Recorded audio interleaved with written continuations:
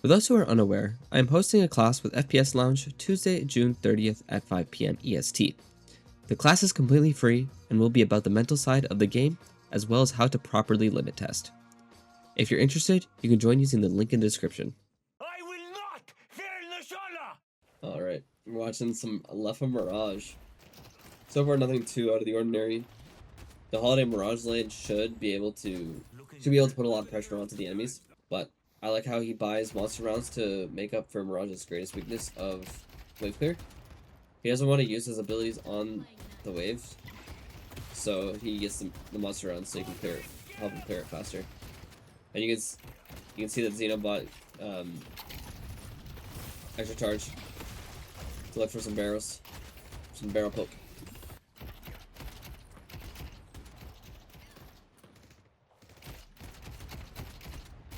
Mirage is one of the few characters that can kind of get away with not building any regen items because of Scarabs. The Scarabs heal him so much.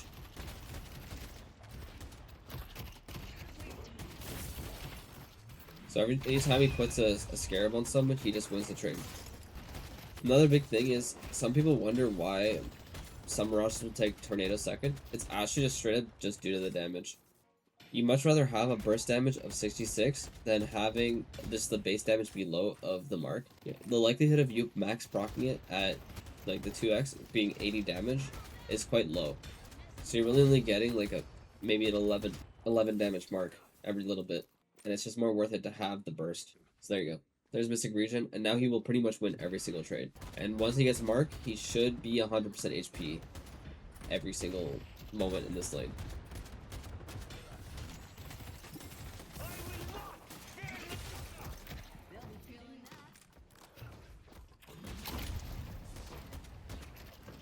He's making sure that he's dodging out abilities with his NATO as well.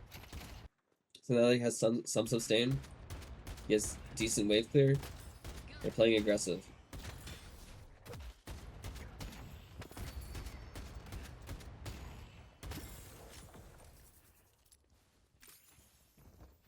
And just like what we saw with Poppers, he's playing aggressive, but the boxes are already taken. He tried to look to go steal some of them. We can see that Melee Crew's adapted and was able to collect the boxes earlier.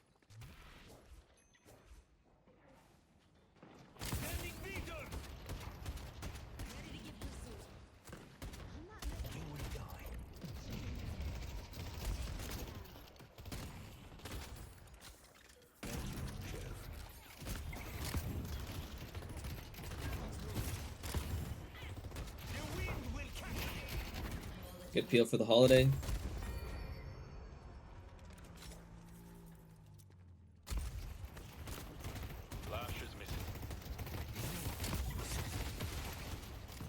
Yeah, this lane has been a lot more action-packed than the previous ones we've done tonight. But because the Holiday got low, they're unable to push out this wave on time and set a priority for the bridge buff. So as we see, the Rem and the Shiv end up pushing out their lane pretty hard so that they can get the priority on the right side. So they just trade buffs.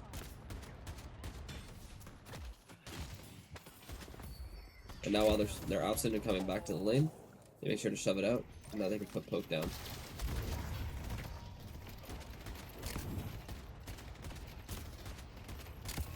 They will not escape their fate.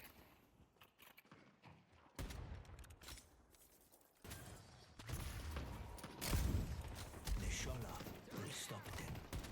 You can see with the Mystic Regen and the Scarabs, he's been able to stay healthy this entire time. That's why Mirage is able to be so oppressive. And the reason for Healbane is Healbane also reduces the amount of healing that Regen does. So, as well as giving a little bit of extra spirit and the green item, he's able to take these trades a lot better.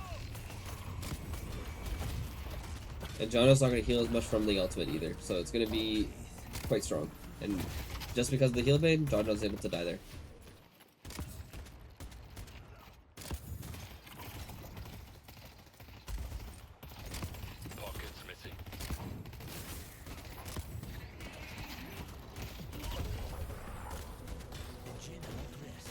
Nice job by the ability to look at the Paradox there to actually get from the kill. So they split their focus. The Paradox might be able to get out. So it's better to confirm the kill than to try and reach for more.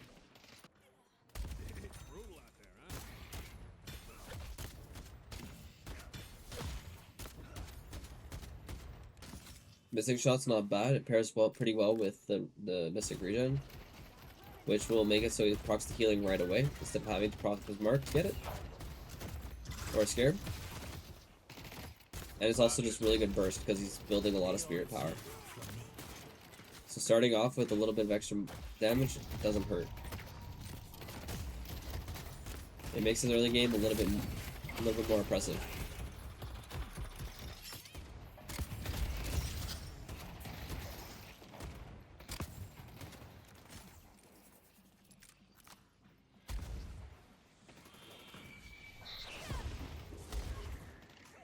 Good dodge on the bird.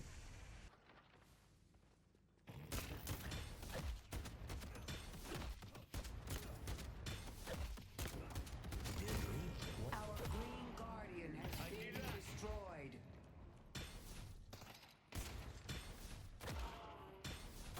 Like I stopped doing the sinners just in case he doesn't want to take any unnecessary damage before a possible trade. Let's take out Pocket.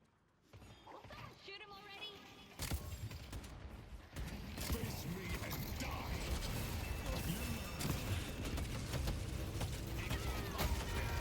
Well, that was just a bit of a mistake. He went straight into the Great Talon Trap. Otherwise, I think he does get out because he'll just NATO through or NATO out. That's kind of bad because he dropped the bag as well. What this does is it allows them to reset though, in a sense, and set up the lanes properly. So now the Mirage will be able to take a side lane and keep applying pressure there and actually get value out of his TP. Our green walker is under attack.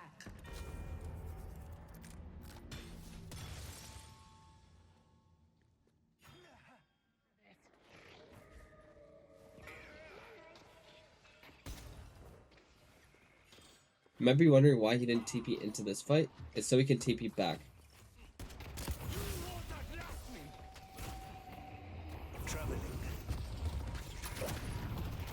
He attempts to, but he ends up getting caught up. He gets spotted. Because of that mistake, the Ram has to go cover the side lane and he misses out on a big wave. Because he has a solo wave for a bit, he's able to apply some pressure. And because he shoves it out, the Warden has to go back to go shove. And now Mirage has the option of TPing into these fights. But because his team has the urn, he doesn't need to join them. But he wants to keep applying the pressure here. I see silver.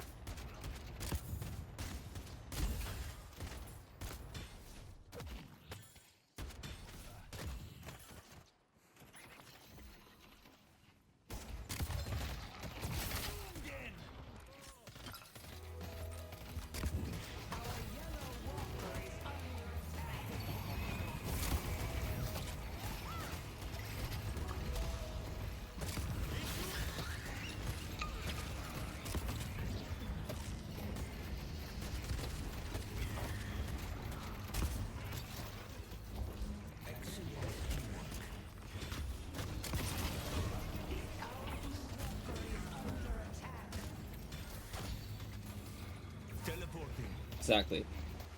But now with the TP, so it was a good fight. So they win the fight, and they're still fighting for the urn. But because they don't want to lose the walker, he's able to actually TP and pick up the waves. So he's able to make up for any like mismatch on the macro. So they do end up losing the blue walker, which is kind of rough. Because it's likely the urn's likely going to go neutral. Yeah, they ended up losing the urn actually. So this is going to be a really rough. This is a really rough spot now. But yeah, the way that the Mirage would end up using the TP in this latter half is to, if the fight goes on for too long, he can TP away to like go back, fix a wave, maybe look for pressure elsewhere on the map. Because by fighting them as 5 or 6, people are forced to come and show up. So if that happens, he can create pressure elsewhere. Where like if he TP'd with the vendor, he can look to put pressure on yellow. And in that case, he went back to blue to try and defend it because they don't want to lose it. Blue walker is the most important walker in the game. If they take, well, sorry, if they take it early in the game, the game gets pretty hard because now Melee Crease has a lot of space off the map. I'm going to talk a little bit about AP points. This is a little bit different to how some people do it, but Lefaa probably likes to play a little bit more of the mark heavy damage, where some people tend to play a bit more towards like the scarabs. And I find it pretty odd because he has Arcane Surge for the scarabs without it being maxed. So I find that a little bit odd. But it's just back to farming. And the key thing to note again is FPSL scales a lot better than melee creeps does. So the longer this game goes, the better it is for FPSL. And the other reason why he goes the max mark instead of like max scarabs or NATO is more so for the 1v1. When you don't have max mark, the pressure that you have in the 1v1 is a lot lower.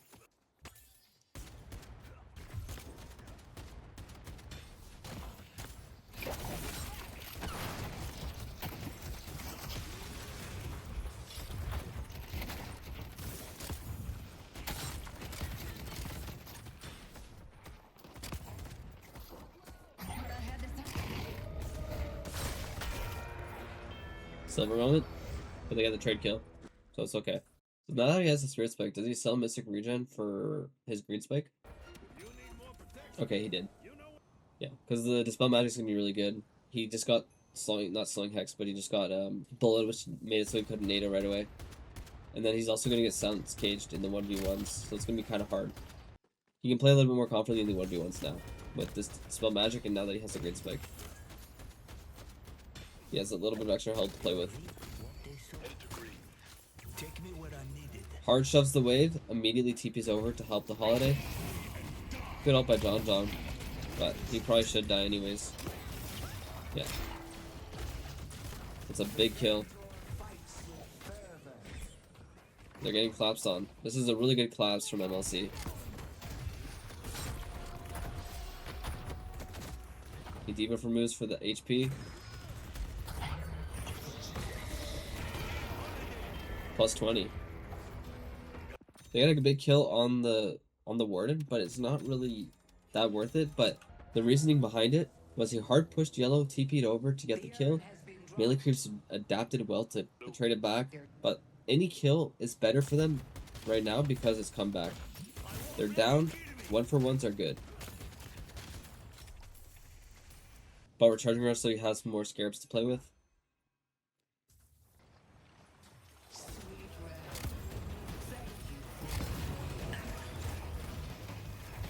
And you might be wondering why, a reason that FPSL might be playing these fights, even though like they have a Mirage, they can be looking at split push, is because the urn is the best way to scale into the game.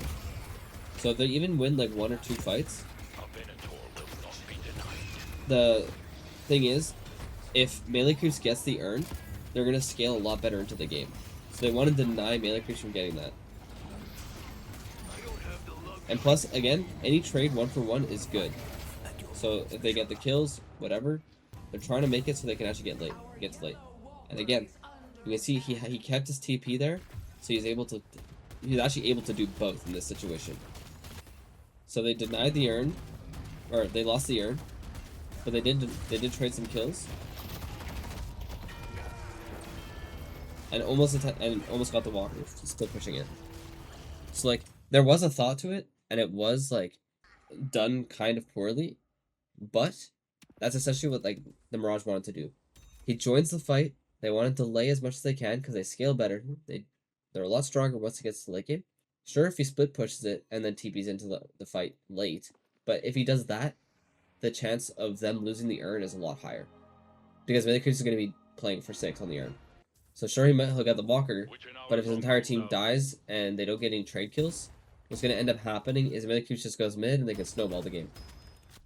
So even if they get the urn, they want to make it so they can't go mid boss after and continue snowballing that lead. It was more so of a denying play, but they did lose a lot of money. But I think if I remember correctly, like FPSL went down a lot and they came back like pretty hard. Like they were down like 30k or something and they came back in this game. But I actually like how they're playing. They're playing as if they're still up money. Like, even though they're down, this is like very reminiscent back to like when Hydronation was dominant. They're not playing scared. As you can see, Lefaa just created a crap ton of space And if you look at the other side of the map, they sent 3. Dude by himself on Pocket is not going to be able to defend this Walker by himself. So even though Lefaa dies, they're able to trade the Walker, maybe trade some kills because it's still a 3v2. But again, any 1-for-1 is like decent. But they also desperately needed the flex slot, so Lefaa's death for a flex slot is not that bad. If any more people died, it would have been really bad. But it seems like that's what's about to happen. This game is going to be difficult. It's going to be a climb back. But like, the thing is, Lefaa's playing risky. He's showing that he has to do some stuff to try and get like his team back into the game. He probably gets double NATO here, sells monster rounds, double NATO. Yeah.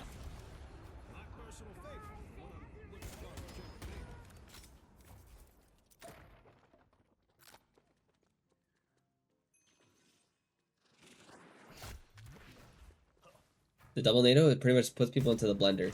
Once they get hit by one, they're getting hit by 3 others. And the scaling on it's kind of insane. So you're pretty much taking 1,000 damage. And then in the meantime, he's also going to be applying marks. And with the double NATO as well, he has 4 NATOs to work with to get out of any bad situation. So he can afford to play riskier. So if he wants to hard push a lane, he can. The Hidden King is trying to deliver the urn. So what's going to probably happen here is instead of playing for the urn, MPSL is probably just going to try and play for the other 2 walkers. Even though it is a comeback urn, it's going to be very difficult. Especially with all the regions. Oh, actually it does look like they're trying to play it. But Lefaa's looking to at least put some pressure onto the yellow lane. Just stay out of my way. Stop them from delivering the urn.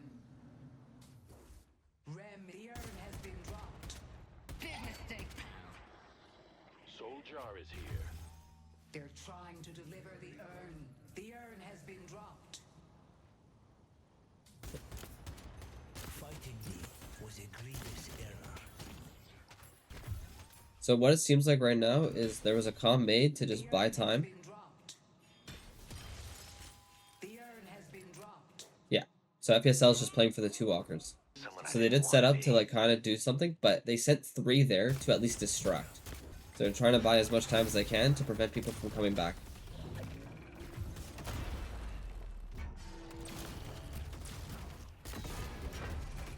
Oh, that was a bit of a mistake. He procced the mark when he left the range, so he didn't actually get the burst damage. But you can see that the NATOs are working to his advantage to get out. And if he can't get out, he's just going to buy as much time as he can. But this is actually really nice. So even though they're down 3 Rejuves, they end up getting the Walker, and Lefaa's buying a lot of time. They even end up getting one out on Ido. So sure, I would definitely take Lefaa's death for a Walker and a Rejuve pop. He's bought a lot of time. They're wasting a lot of time on the Rejuve. There's only about 45 seconds left of it. But you can see that like they're playing the map in a way where they're forcing melee creeps to play at Urn, even though they have Rejuve. So in this game, or in this case, what happened is melee creeps played the Urn. They had to. But FPSL sent 3 people there because if melee creeps leaves and decides to take a 3v3, it's more beneficial for FPSL in that case, even though they have 3 extra lives. FPSL has the extra advantage in stats due to the comeback mechanics. So melee creeps can't respond to the walkers, so they're forced to stay and take the fight at the Urn. In this game, FPSL already like successfully warded off the mid boss or the Rejuve. So now they just bought themselves an extra 2 minutes to farm and kind of come back into the game a little bit. I like this pick. Nice. Because any pick is beneficial for them. They were just down 30k, now they're down about 25k. And now they have more room on the map to play with. And you can see that. You can see the Holiday and Billy looking deep for some stuff. And now they can steal some jungle. And remember, FPSL's goal in this game is to scale. They have a very tanky comp, which is really good for the Rem. They have great damage with the Venator and Mirage. Billy is good. They have really good damage throughout their team. They scale extremely well. That's a huge Scarab. Good dodge on the Affliction. And they just got 2 picks, and now mid boss is up in roughly a minute. But now they can look at this entire left side jungle and use this to come back into the game. A few moments, like maybe 2-3 minutes ago, they were down 30k. Now they're only down 20. So they're clawing their way back. But they're doing stuff. They're playing risky, and they're benefiting from it. But they're playing smart. It's like a smart risk. And they're setting up for bridge buffs. And you can see that they're set up for both of them. You can see the Billy on the other one. So this way, now they have the combat stats of these 30-minute bridge buffs. So now the game, even though it's 20k down, it's still playable. And because of the timers, on the 2 picks on John and the Silver, they're able to play this mid-boss. And it's going to be hard for them to... Great swall.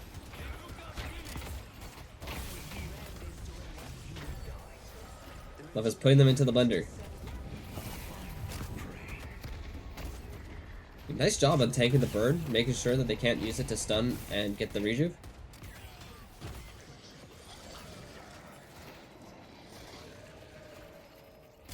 And they came back. And just like that, they're back in the game.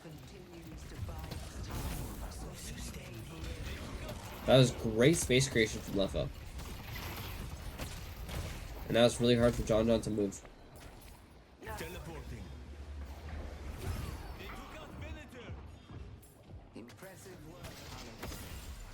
He TP'd to look to cut off the enemy, even though it wasn't that far. Good timing on the NATO. And good catch. Nice.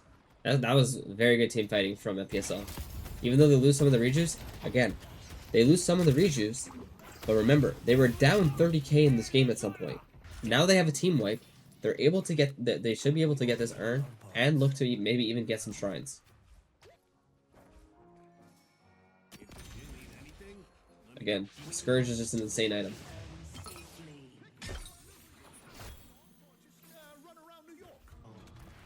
And they don't need to be too scared about this neutral urn, just because of the death timers. The death timers on Do and John is just so long that they can just casually do this, take jungle, use the 1 rejuve as an extra little safety net, and just take their time to scale. It's very similar to the Calico. The Scourge can be used on himself, especially once he puts people in the blender with NATO, as well as putting on a frontliner like the Billy. And you can see 4 Scourges on FPSL.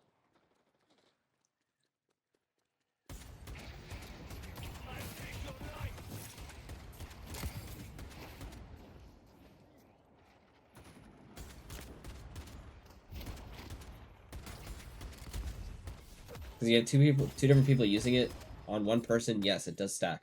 So they have one on Billy, one on Mirage, and they're both running at the same person, it will stack, yes. I move at your whims, Shyerow.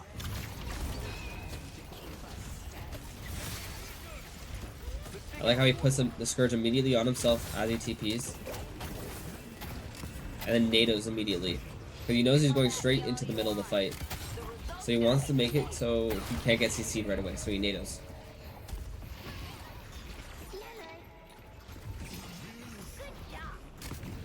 Because of how tanky FPSL is, at this point in the game, they do a lot of damage as well. They're just able to take that fight win. And they time it perfectly with the mid-boss, so now they can look to do it again.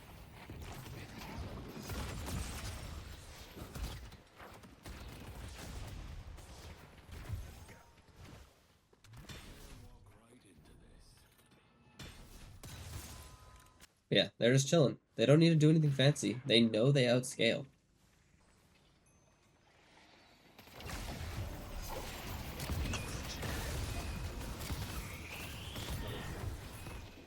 Just CC overload. It's so hard for Millikers to do anything. Like, League just got NATO'd, lassoed, like, every bit of CC on them. Can't do anything.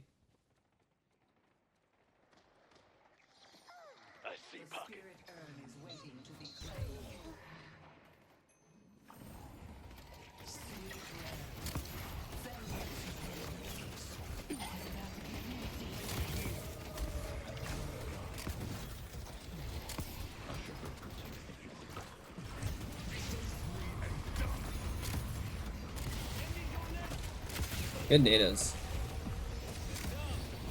It's so hard to play against. He's just so tanky in these team fights with all the healing he has. And then these NATOs are just keeping everybody in place for all the Scourges and all the AoE that's happening. So they can just hard win the fight.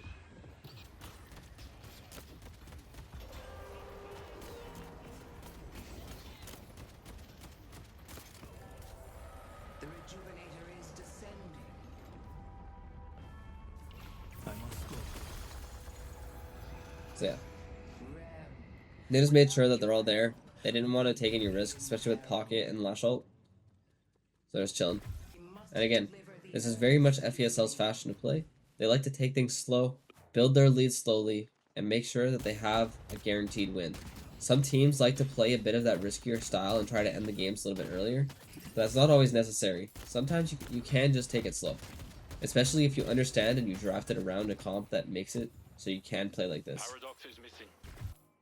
Look, I never was a fan of Wyoming anyway. Yep. He just made it taking him down that much more annoying.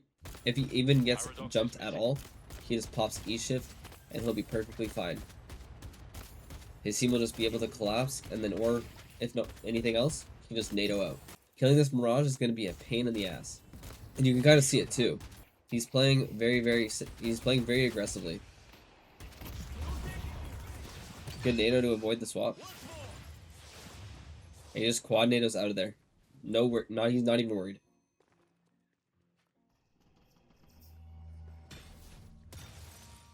Let's play for the bridge buff. Taking it slow. He waits slightly there just because he wants to see if he can get the hyperline. If he gets the hyperline, the Warden's dead. Wouldn't Trans CD be better for damage though? Yes and no. It's not prioritized. You'd much rather have your survivals. You don't need damage. He's capped out on damage. He doesn't need it. The damage is not the issue. They just want to live.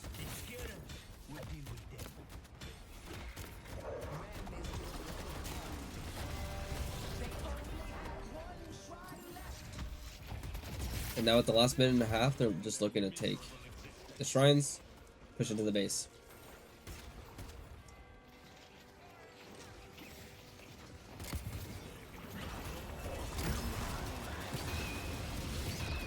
Quick dodges in NATO and E shift, and then immediately puts them in the blender. Keeps them still for the Rem ult, and just like that, they just get wiped.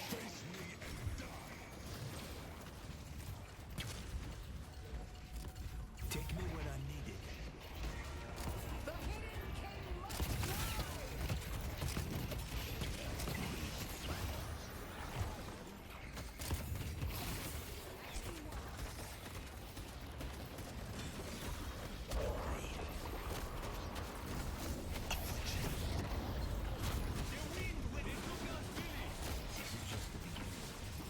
That is GG's. That was actually nice to watch. That's one of the better comebacks I've seen in a while.